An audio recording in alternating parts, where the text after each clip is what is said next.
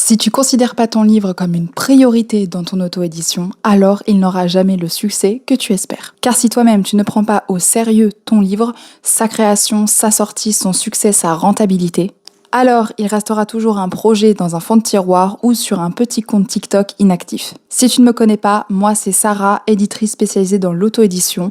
Je t'aide à réussir ton auto-édition de la correction jusqu'aux ventes en gérant ton livre, en gérant ton auto-édition de la correction jusqu'aux dédicaces et en t'apprenant à communiquer et à vendre ton livre naturellement, facilement à tes lecteurs. Si mon podcast te plaît, n'hésite pas bien sûr à liker, commenter, t'abonner à mon podcast. Ça me permet de m'assurer que je te transmets de la qualité dans ce podcast et de continuer évidemment à t'en transmettre au fur et à mesure de ces épisodes.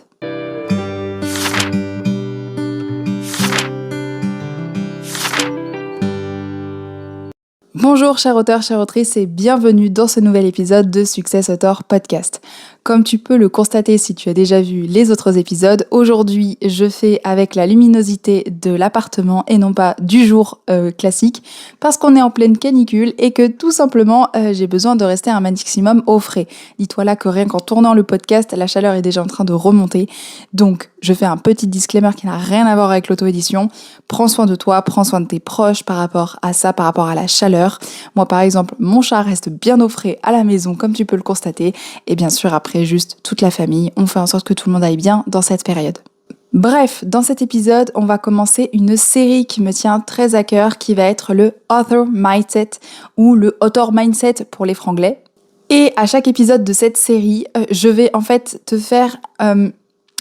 bouger un peu les fesses, si tu veux bien me pardonner l'expression, pour en fait te transmettre un boost, une motivation et peut-être même un message aussi encore une fois, de bougeage de fesses pour que tu puisses réussir ton auto-édition. Parce qu'évidemment, si tu me suis déjà sur les réseaux sociaux ou sur ce podcast, tu sais que j'accorde énormément d'importance à la puissance de nos pensées, de comment on voit les choses, de comment on perçoit les choses, parce que ce qu'on ressent, ce qu'on pense va être important dans les actions qu'on va mener pour réussir dans notre business et dans ton cas, évidemment, dans ton auto-édition. Dans le cas de cet épisode, évidemment, là, on parle de mettre ton livre en priorité et donc, effectivement, si tu ne mets pas ton livre en priorité, il n'aura pas le succès escompté. Tout simplement parce qu'il n'atteindra pas, en fait, les résultats que tu souhaites qu'il atteigne. Évidemment, si tu penses que tu dois attendre le bon moment pour que ça fonctionne, laisse-moi te dire qu'il n'y a jamais de bon moment pour te lancer. C'est comme en business, finalement, puisque comme tu le sais, si tu me suis sur les réseaux sociaux ou que tu écoutes depuis le premier épisode de ce podcast, tu sais que l'auto-édition, pour moi, c'est un business. Quand tu vends ton livre auto-édité, tu tiens un business. Et à ce titre, si tu considères qu'il faut que tu attendes le bon moment pour te lancer ou pour réussir ou pour mettre en place les actions pour réussir, alors ça ne se fera jamais, car il n'y a pas de signe extérieur qui indique que c'est le bon moment. En fait, quand on attend le bon moment, souvent c'est parce qu'on attend que vraiment toutes les cases soient cochées, en fait, tout soit réuni, toutes les conditions parfaites soient réunies pour se lancer. Mais laisse-moi te dire une chose, ce n'est jamais le cas. Quand on s'auto-édite, quand on lance un business, il y a toujours une part de risque. Ça fait partie, j'ai envie de dire, du métier. Tu as raison de rester financièrement apte, tu as raison de prendre soin de ta famille, tu as raison de prendre soin de toi, etc. Mais si tu veux que ça marche, il faut que tu accordes de l'importance, du temps et de l'argent à ton auto-édition pour qu'elle réussisse. Sincèrement, je vois beaucoup trop d'auteurs qui ne prennent vraiment pas au sérieux leur auto-édition et tout ce qu'il y a autour, en fait, de l'auto-édition. Par exemple, pour certains auteurs ou certaines autrices, une auto-édition, c'est simple dans le sens où créer un livre, c'est facile. Non, c'est pas le cas. Créer un livre, ce n'est pas facile dans le sens où c'est un métier, en fait, d'éditer un livre. Tu peux pas juste penser que c'est facile de relire son livre en pensant qu'il n'y aura pas de fautes. Si tu as vu l'épisode où je parle de ma propre auto-édition, tu sais que c'est faux puisque tu n'as aucun regard, aucun second regard sur ton texte, aucun recul. Tu sais très bien que là, c'est sûr que tu auras laissé des coquilles. Pareil pour la couverture, si tu n'as pas fait appel à un professionnel, si par exemple tu t'es contenté de l'IA, ça donnera une mauvaise image de toi. Si tu as créé ta couverture par toi-même, elle sera peut-être moins bien ou moins intéressante ou elle fera moins d'effet dans les librairies ou sur les étagères des librairies qu'une couverture faite par un graphiste qui a l'œil d'un dessinateur. Bref, créer un livre, non, c'est un métier. Donc tu ne peux pas faire comme ça facilement, c'est pas possible. Ensuite, certains auteurs et certaines autrices pensent que communiquer, c'est facile d'avoir une communication fluide et tout, que ça se fait tout seul, de gagner des abonnés, de trouver ses lecteurs, de créer du contenu, etc. Non, encore une fois, c'est un métier. La création de contenu, c'est un métier. Je pense que je vais le répéter plusieurs fois dans cet épisode. Quand tu te lances en auto-édition, tu as plusieurs casquettes, tu vas avoir plusieurs métiers et donc tu vas aussi avoir plein de compétences à avoir pour réussir ton auto-édition, d'où le fait de la mettre en priorité. Et la création de contenu, c'est un métier. Tu peux pas juste poster comme ça en te disant que ça suffira. Poster sur les réseaux sociaux, ça demande certes de la régularité, ça c'est quelque chose de très important pour que les gens créent un lien constant avec toi, mais c'est aussi savoir poster le bon message au bon moment et surtout à la bonne cible, c'est-à-dire à tes lecteurs, ceux qui vont lire ton livre en fait, ceux qui vont vraiment être intéressés par ce que tu lis et qui vont aussi ressentir en fait le besoin, l'envie d'acheter ton livre parce qu'ils pensent que ton livre va combler quelque chose chez eux. Et bien sûr, dans la même veine que la communication, beaucoup d'auteurs et beaucoup d'autrices pensent que c'est facile de vendre, que c'est tranquille de vendre son livre. Et spoiler alerte, non, ça ne marche pas comme ça, ce n'est pas simple. La vente aussi, c'est un métier et ça s'apprend. D'où l'importance de se former en communication et en vente et de déléguer à des bons prestataires la création du livre quand tu ne sais pas faire certaines étapes ou toutes les étapes d'une auto-édition. Mais évidemment, tout ça, ça signifie que tu as d'abord pris au sérieux ton auto-édition et tout ce qu'elle représente. Et bien sûr que tu as mis ton livre en priorité. Et donc, évidemment, ça passe par investir du temps et de l'argent dans ton auto-édition. Parce que ton auto-édition, finalement, c'est ton projet de cœur, c'est ton bébé, ton livre, c'est ton bébé, tu as envie de le voir grandir, être dans de plus en plus de mains. Et parce qu'au final, tu veux vivre de ton auto-édition, tu veux vivre de ta plume. L'introduction était assez longue, mais je pense que tu as un peu compris de quoi je voulais parler. Et justement, je vais donc te donner 4 axes importants à ne pas négliger pour réussir ton auto-édition et mettre ton livre en priorité. Premier axe, ta création de contenu. Il y a tellement d'auteurs qui négligent ça, qui négligent la communication, qui pensent que c'est simple de communiquer sur les réseaux sociaux. C'est un métier. La plupart du temps, les auteurs pensent que quelques posts suffisent, que poster de temps en temps ça suffit, que poster au pif ça suffit parce que les gens, comme tu postes, les gens sauront que ton livre existe. Non, non. Ça ne marche pas comme ça. Déjà parce qu'il faut répéter énormément de fois une information pour que ton potentiel lecteur la sache, la retienne même. Il me semble qu'en marketing, on dit qu'il faut répéter 7 à 9 fois l'information. Donc, si dans tes posts, tu n'as pas répété au moins 7 à 9 fois que ton livre existe, crois-moi que tu peux continuer, tu n'auras jamais assez dit que tu vends un livre. Et surtout, ton contenu, c'est la porte d'entrée sur ton livre et sur ton univers. Donc, si on ne comprend pas ce que tu fais, si on ne comprend pas que tu as écrit un livre, si on ne sait pas que tu as créé un livre, et surtout si on ne sait pas ce que tu fais en tant qu'auteur ou autrice, dans le sens où on ne te connaît pas toi, on n'a pas créé un lien de confiance, eh bien, on n'ira pas acheter chez toi. Tu n'auras pas de lecteur parce qu'il n'y a pas de lien, parce qu'on ne comprend pas l'intérêt de ton livre, parce qu'on parfois on ne sait même pas que ton livre existe. N'oublie pas qu'en règle générale, et du coup ça se voit sur les réseaux sociaux, les gens sont égoïstes. Ils ont besoin de comprendre l'intérêt de ton livre pour eux, l'intérêt qu'ils vont trouver dans la lecture de ton livre, dans l'expérience de lecture que tu leur proposes.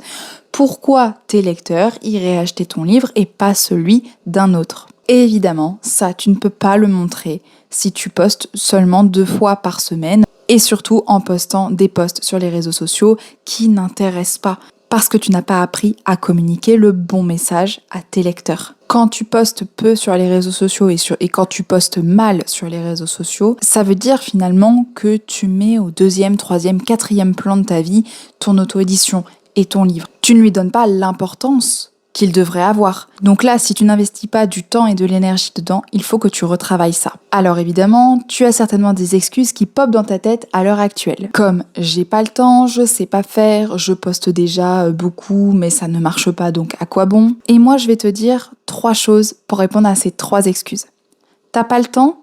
Trouve-le. Je suis sûre que tu peux trouver au moins 2 heures dans ta semaine pour t'en occuper. C'est comme finalement trouver du temps pour faire du sport en fait, ou trouver du temps pour cuisiner des bons plats, ou trouver du temps pour passer du temps avec sa famille, etc. Analyse ta semaine, analyse ton temps, analyse tes journées. Trouve un créneau qui va être fait, qui va être consacré à ta création de contenu. Et c'est indispensable. Tu ne peux pas faire sans ce créneau-là. Alors, tu peux le déplacer dans la semaine si besoin, évidemment, mais il faut que tu trouves ce temps pour créer du contenu. Parce que si tu ne mets pas ce temps-là, donc tu ne mets pas l'énergie nécessaire dans ta création de contenu, donc t'étonnes pas que tes posts n'aient pas l'effet que tu veux qu'ils aient. Ensuite, tu sais pas faire? Bah apprends en fait, renseigne-toi, regarde des vidéos sur le sujet, entraîne-toi, ne serait-ce que t'entraîner, poster, voir ce qui marche, ce qui ne marche pas, comprends ce qui fonctionne pour ton compte, sur tes lecteurs et ce qui ne fonctionne pas. Écoute des conseils d'experts, abonne-toi à des newsletters sur le sujet.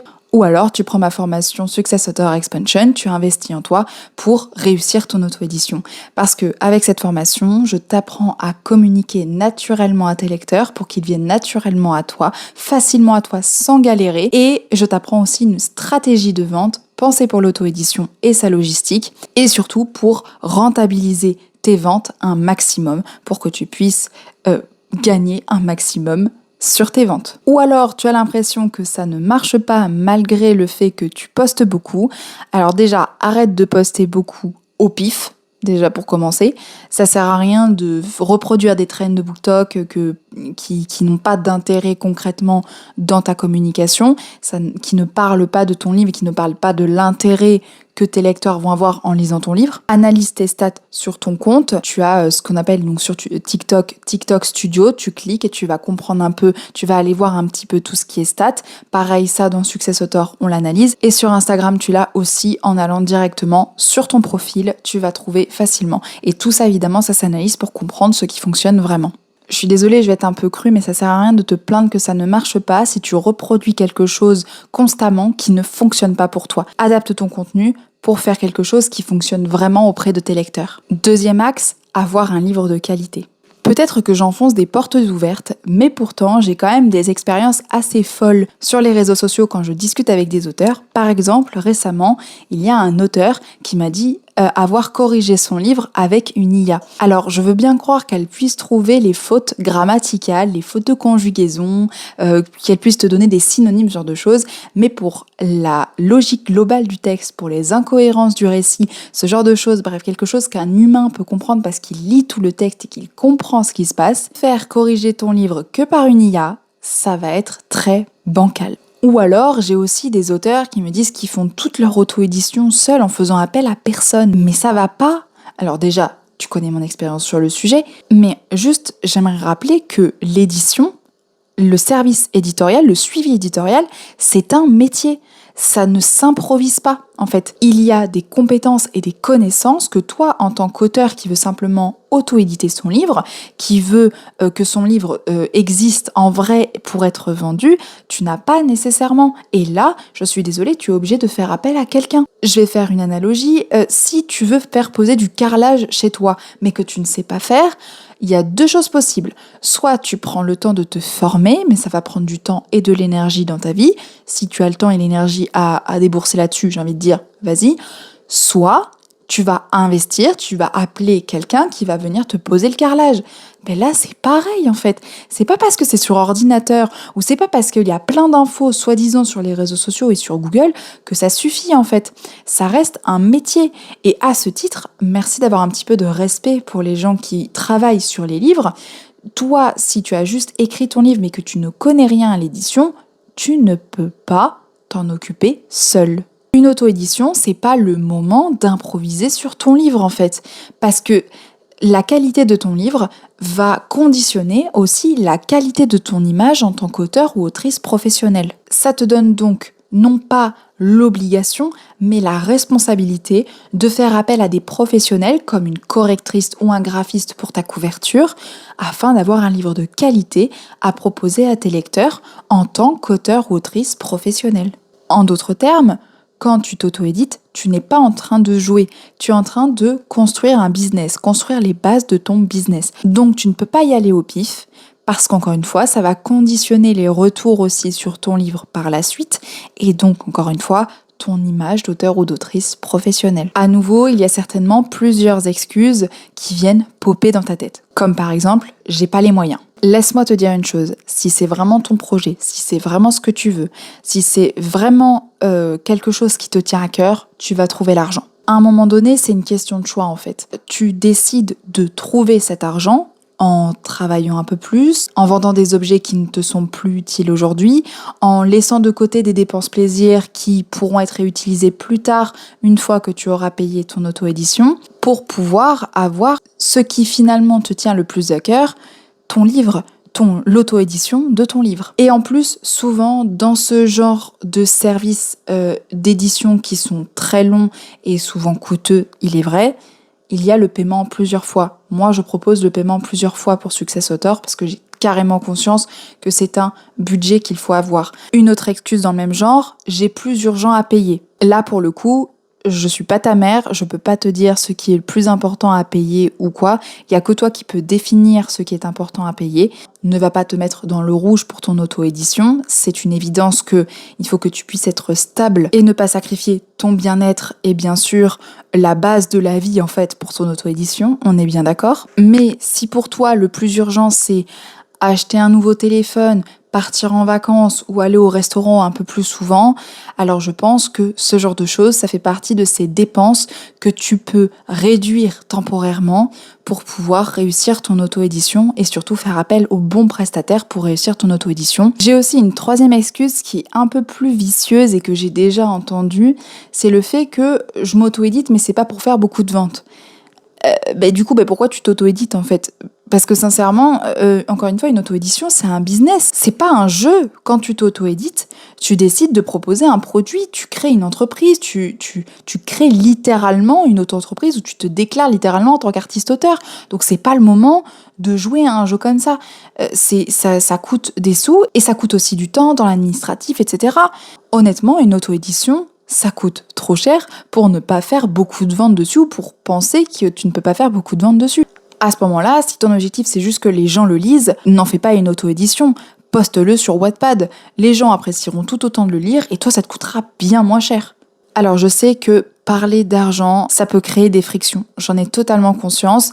Je sais que c'est quelque chose qui touche au plus profond de nous, à toutes nos peurs, etc. J'en ai parfaitement conscience. Mon idée, évidemment, quand je te parle de ça, n'est pas de te blesser, mais simplement de te faire prendre conscience qu'une auto-édition, c'est un investissement et c'est un investissement qui doit se rentabiliser. Par conséquent, une auto-édition, ça se budgétise, ça se prévoit et surtout, ça ne s'improvise pas. Donc si tu veux auto-éditer un livre de qualité, tu vas être obligé de mettre l'argent dedans, d'investir dedans.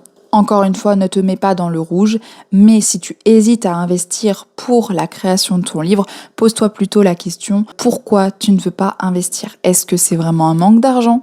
Ou est-ce que c'est une peur plus profonde, comme la peur de l'échec, la peur de ne pas vendre assez, ce genre de choses? Et justement, dans mon offre Success Author Built, je crée vraiment ton livre de A à Z, de la correction jusqu'à l'organisation de tes dédicaces. Correction, mise en page, création de la couverture avec un graphiste, ISBN, inscription à la BNF, protection de ton texte et donc organisation de séances de dédicaces dans ta région ou dans ton département. Le but est bien sûr que tu aies un livre de qualité, le livre de tes rêves, à vendre à tes lecteurs, que tu sois fier du livre que tu vends.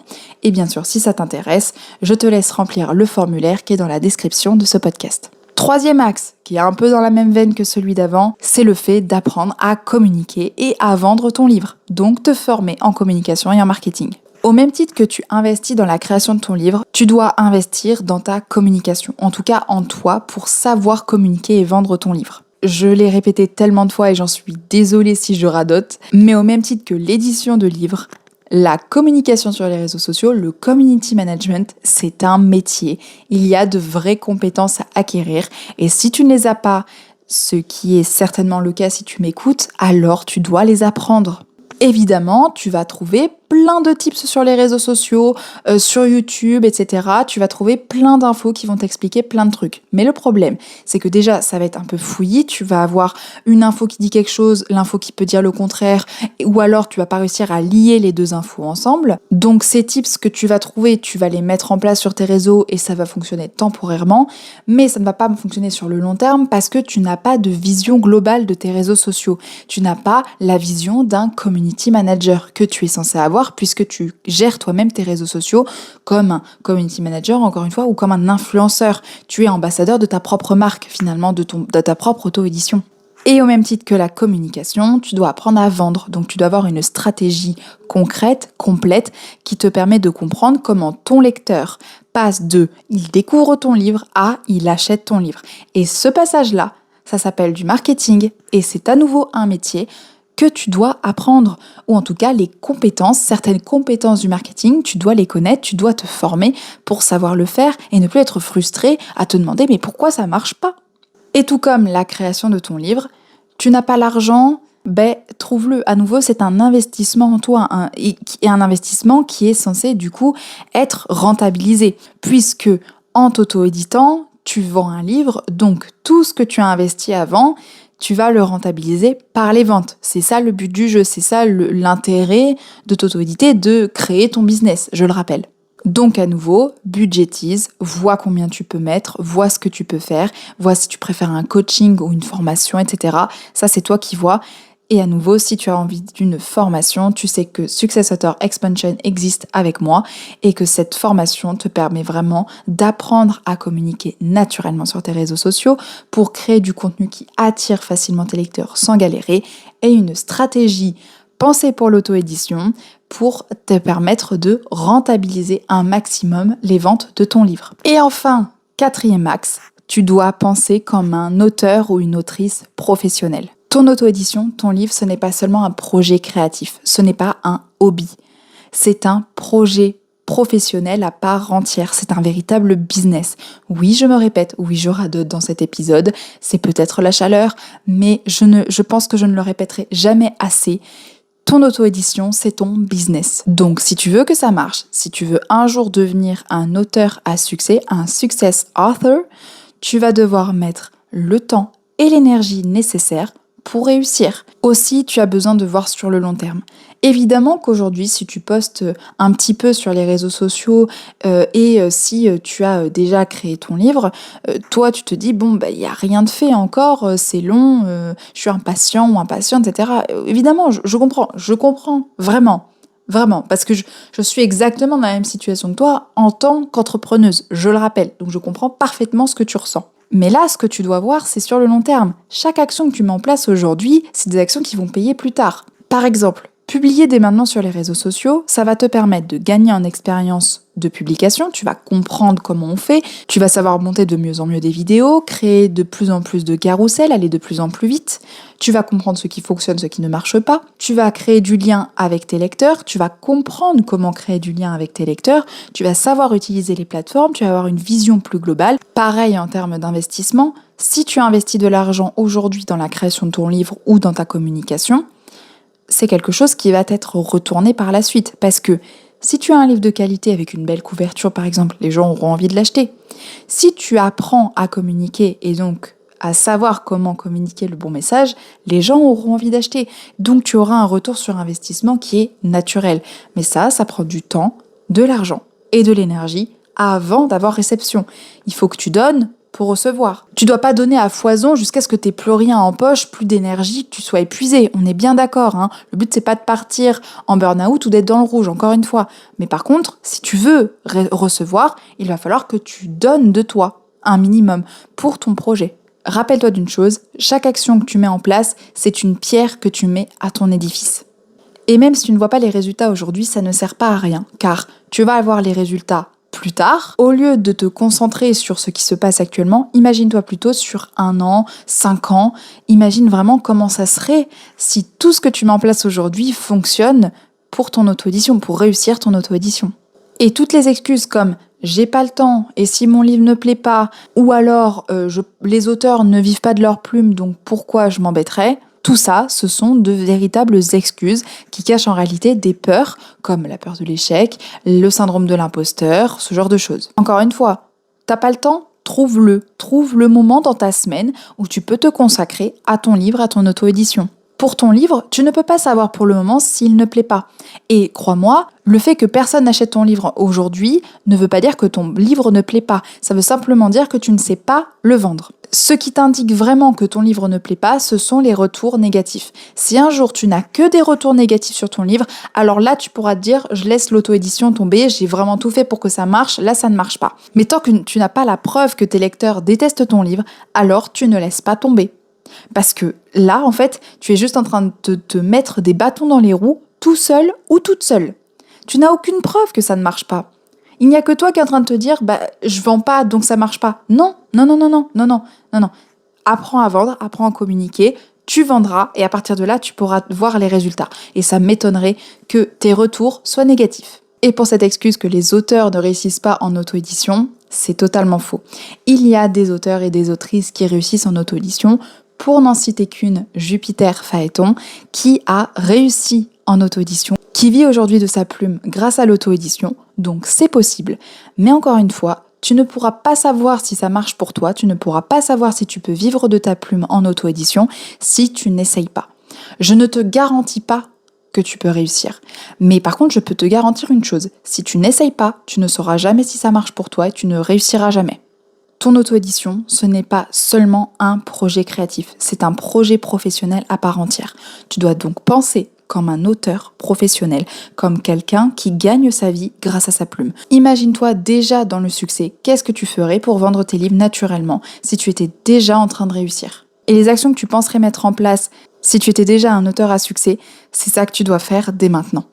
Parce que ça va te permettre de penser comme un auteur qui réussit. D'être sûr de ton succès jusqu'à avoir la véritable preuve que ton auto-édition a du succès, que ton livre est un succès. Et honnêtement, dernière chose, même si ton livre n'avait pas le succès escompté, après avoir tout essayé, et je dis bien tout essayé, si vraiment c'était un échec, tu pourras au moins te dire que toi, tu as essayé. Mais là, tu n'es qu'au début de ton auto-édition. Si tu viens de créer ton livre, si tu viens de commencer à communiquer et si tu as l'impression de ne pas vendre assez, crois-moi, tu n'es qu'au début de ton auto-édition.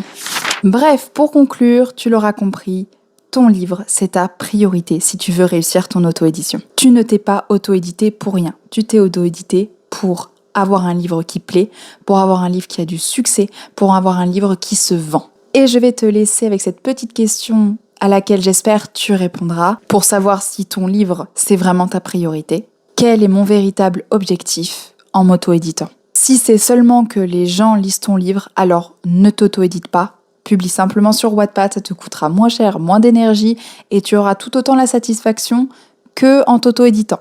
Par contre, si ton objectif c'est de proposer un livre de qualité, d'avoir une communauté engagée de lecteurs qui adorent ce que tu fais, ou de vendre ton livre et de rentabiliser la vente de ton livre pour vivre de ta plume, alors là, tu es dans l'idée de vivre de ton auto-édition, de réussir ton auto-édition. Et là, sincèrement, il n'y a plus qu'à, au boulot, agis pour ta réussite, bouge-toi les fesses, je peux pas te dire mieux. Et ça passe donc par investir en toi et croire en ton livre.